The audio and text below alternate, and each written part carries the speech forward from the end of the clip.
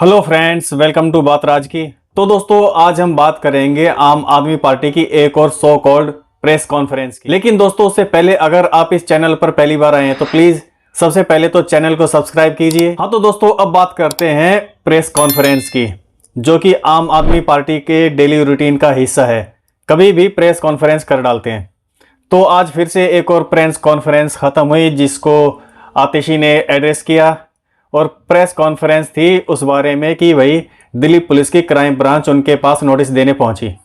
अब जैसे कि आम आदमी पार्टी की आदत है, आम आदमी पार्टी मतलब केजरीवाल की आरोप लगाओ और भाग जाओ। तो अभी तक ये आरोप लगाते आ रहे थे कि हमारे फलाना विधायकों को तोड़ने की कोशिश की गई, इतने पैसे दिए गए, उतने पैसे दिए गए। तो अब इन्होंने फिर से आरोप लगाया, जिसको ये ऑपरेशन लोटस 2 कह रहे हैं। उसमें आरोप लगाया है कि बीजेपी ने इनके 7 विधायकों से कांटेक्ट किया और उनको 25-25 करोड़ का ऑफर दिया गया ताकि दिल्ली में इनकी सरकार को खत्म किया जा सके। अब इनकी कैलकुलेशन किस तरह से सही है, ये आप भी कैलकुलेट करके देख सकते हैं कि इनके पास दिल्ली में 62 सीट है और अगर 7 विधायकों को तोड़ने में बीजेपी कामयाब हो जाती है तो किस तरीके से बीजेपी अपनी सरकार बना लेगी। तो इनकी कैलकुलेशन यही जाने। अब हर बार बीजेपी इनको छोड़ देती थी या कोई एक्शन नहीं लेती थी, लेकिन इस बार बीजेपी पहुंच गई दिल्ली पुलिस के पास और उन्होंने लिखित में कंप्लेंट दे डाली कि भाई ऐसे कौन से लोग हैं जो कि इनके विधायकों को खरीदने की कोशिश कर रहे हैं और ये हमारे ऊपर इल्जाम लगा रहे हैं। तो दिल्ली पुलिस की क्राइम ब्रांच इसके ऊपर एक्शन लेते हुए नोटिस देने के लिए केजरीवाल के और आतिशी के रेजिडेंस में गए। अब जैसे कि उम्मीद थी, इन्होंने नोटिस नहीं लेना था तो नहीं लिया और क्राइम ब्रांच को मजबूरी में इनके स्टाफ को नोटिस देकर आना पड़ा। इनको सबूत ना ही देना था और ना ही दिया कि भाई किसने इनके विधायकों को तोड़ने की कोशिश की। और फिर से दुनिया भर की डायलॉगबाजी प्रेस कॉन्फ्रेंस में कर डाली कि भाई फलाने साल में फलानी पार्टी के फलाने विधायकों को तोड़ा गया, उनको पैसा दिया गया। तो उन्हीं तोड़ने वालों ने हमारे विधायकों को भी तोड़ने की कोशिश की, ये तो बीजेपी वालों को ज्यादा पता है। तो वही नौटंकी फिर से की गई। तो इनका तो हाल दीवार के अमिताभ बच्चन जैसा है कि जाओ पहले उसके साइन लेकर आओ जिसने मेरे हाथ पर लिख दिया था मेरा बाप चोर है। तो इनका भी वही कहना है, तो जाओ पहले उनके नाम पता करो जिन्होंने फलाने साल में फलानी पार्टी के फलाने विधायकों को तोड़ा था। अब उसी तरीके से इनका भी कहना है कि हमारे विधायकों को उन्होंने तोड़ने की कोशिश की जिन्होंने फलाने साल में फलानी पार्टी के फलाने विधायकों को तोड़ा था। पहले उनके नाम पता करके आओ, फिर हम बताएंगे कि हमारे विधायकों को कौन पैसा दे रहा है। तो यही उम्मीद थी इनसे कि ये ना तो नाम बताएंगे ना ही सबूत देंगे, बस आरोप लगाएंगे और भाग जाएंगे। पर लग नहीं रहा है कि इस बार बीजेपी इनको छोड़ने वाली है। अब दोस्तों, जैसे कि इन्होंने प्रेस कॉन्फ्रेंस में शब्द इस्तेमाल किए तो उससे साफ पता लग रहा है कि ये स्क्रिप्ट किसकी लिखी गई है। स्क्रिप्ट लिखी थी राघव चड्ढा, आतिशी और केजरीवाल ने, और ऑब्वियसली अप्रूव किया था केजरीवाल ने। तो दोस्तों, आरोप लगाकर भाग जाना ये केजरीवाल की राजनीति का हिस्सा है शुरू से।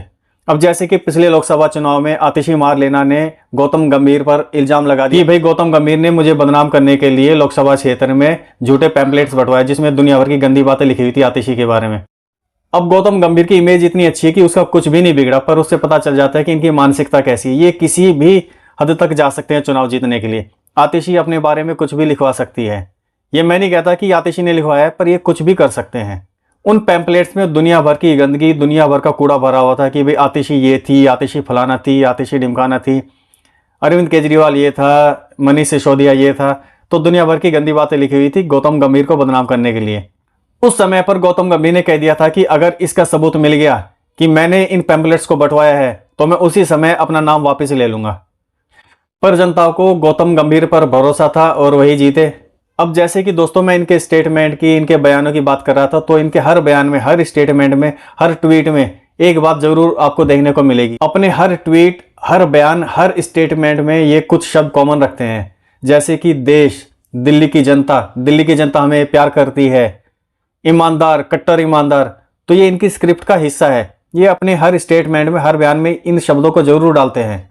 अब केजरीवाल को और आतिशी को 5 फरवरी तक नोटिस का जवाब देना पड़ेगा कि भाई कौन लोग थे जिन्होंने आपके विधायकों को तोड़ने की कोशिश की। उनको सबूत भी दिखाने पड़ेंगे। अगर वो विधायकों का नाम बताएंगे तो फिर विधायकों से पूछताछ की जाएगी। पर दोस्तों, ऐसी नौबत आएगी नहीं, क्योंकि इनके पास बताने के लिए कुछ भी नहीं है, कोई भी नाम नहीं है, कोई भी सबूत नहीं है। इनका मकसद है बस ईडी से जनता का ध्यान भटकाना और इन सारी बकवास बातों पर लेकर आना। बस ये इनका रोज का खेल है कि किसी का भी नाम ले दो, कोई भी इल्जाम लगा दो और फिर भाग जाओ। तो दोस्तों, आपको वीडियो कैसी लगी प्लीज कमेंट करके बताना। चैनल को सब्सक्राइब करना सबसे पहले। तो मिलते हैं दोस्तों अगले वीडियो में। Thank you.